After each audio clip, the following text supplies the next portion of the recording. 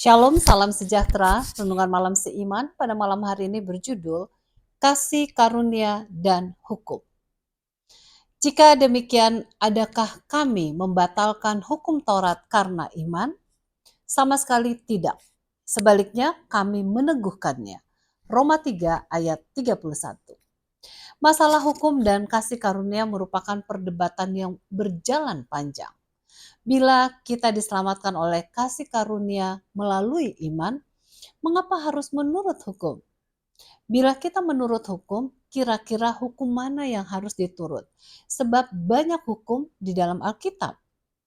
Memang masalah hukum adalah masalah yang kompleks.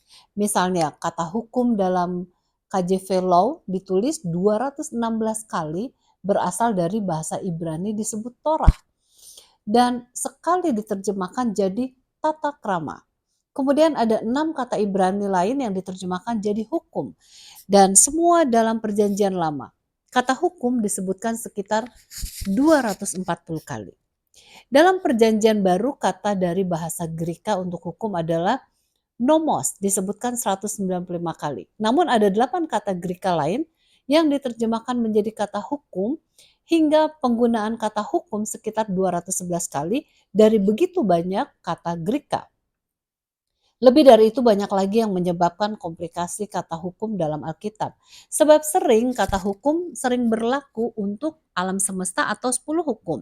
Atau hukum Musa secara umum yang secara pembagiannya bisa termasuk kepada hukum moral, hukum upacara, hukum sipil untuk orang Israel, dan sering juga Torah ditujukan kepada 5 buku Musa yang sering disebut hukum Musa atau sering ditujukan kepada 10 perintah Allah dan sering ditujukan kepada kehendak Allah.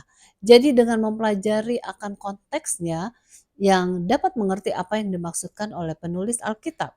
Nah, kita tidak rencana untuk mempelajari secara spesifik dari setiap kata tersebut.